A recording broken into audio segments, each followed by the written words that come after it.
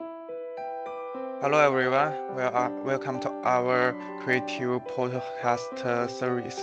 I'm your host Sun Shixuan, and today we are tracking a topic that is a hot button issue for almost every young person out there: the dream of owning a home. It really is the ultimate mini store, isn't it? But it's also a fundamental human right. In our research today, we are looking at house through the lens of SDG 11, sustainable cities and communities. And let's be honest, for many of us, the milestone feels more like an obstacle course. We see the skyscrapers going up, but our bank accounts are telling a different story. Okay, that is why we are here. We are not here to complain about the house price. We want to expand the reason and the problems. We also want to talk about what housing should looking like in 2030. This podcast is part of our LMCP 1632 assessment. We are guided by the theory habit has been houses. Now let's kick things off with the hard truth. 周思宇, you've been looking at the data. Is it actually higher for us than it was for our parents? Short answer, yes. The mismatch between house price and the median income has reached a critical point. In major cities, house prices have grown at the double or triple the rate of entry-level salaries over the last decade. We call this the unaffordability gap. If your salary grows by 3% but the house you want to grows by 10%, you're actually moving further away from your goal every year. And it's a double whammy because young people are entering the workforce with debt bundles that didn't exist 30 years ago. We have PTPDN or student loans, car loans, because public transport isn't always reliable, and the rising cost of daily goods. When you go to a bank, they look at your debt service ratio.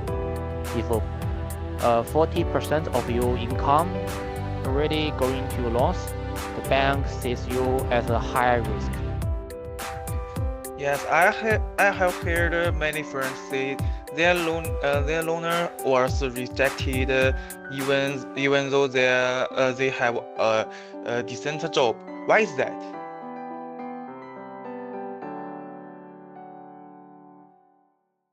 That's the financial literacy gap.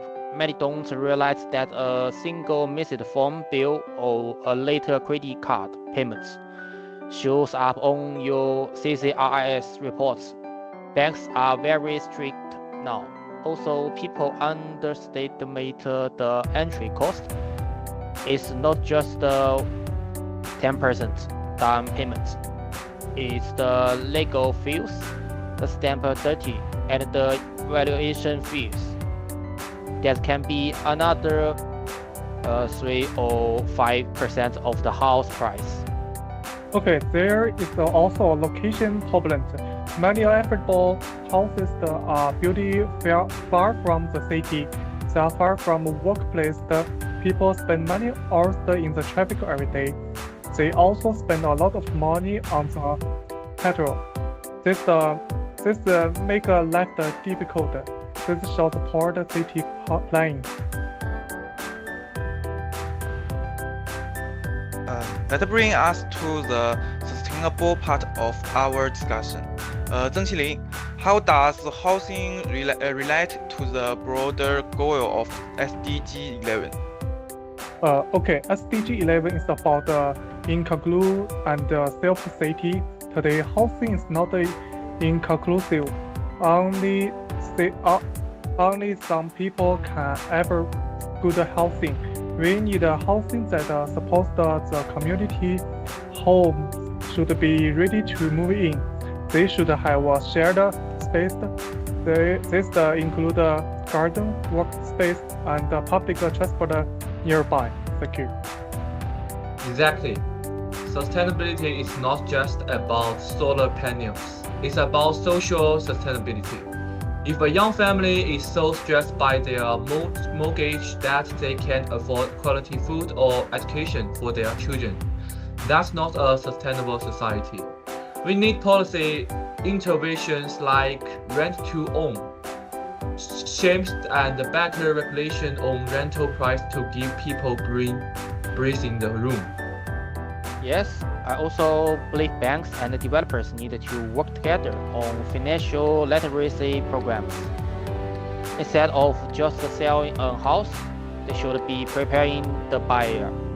Imagine a program where a young person is coached on how to clean up their credit score and save for a down payment over 2 years before the commit to a 35 years mortgage. That sounds like a much more holistic approach. It's about building the person as much as building the house.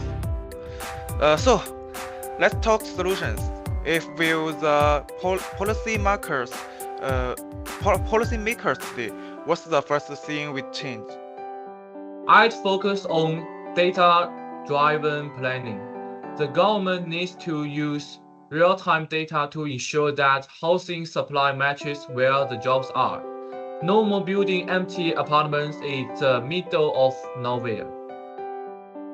I'd advocate for specific financial frameworks, maybe lower interest rates for the first-time buyer under 30. A government-backed guarantee that removes the need for massive upfront cash down payments. Okay, I suppose the mixed incoming community which not spare the rich and the poor areas. People from different backgrounds should live together. They should share the public spaces. This have the location business. This makes the city strangers. Thank you. This has been a fascinating discussion. It's clear that housing isn't just a financial transaction. It's the foundation of our future. We hope this discussion sheds light on why the young are struggling, but also shows that there are solutions if we prioritize sustainability and inclusivity. And don't wait until you are ready to buy to start learning about finances. Start today.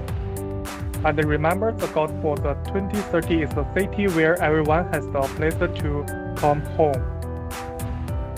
Thank you for joining our podcast again.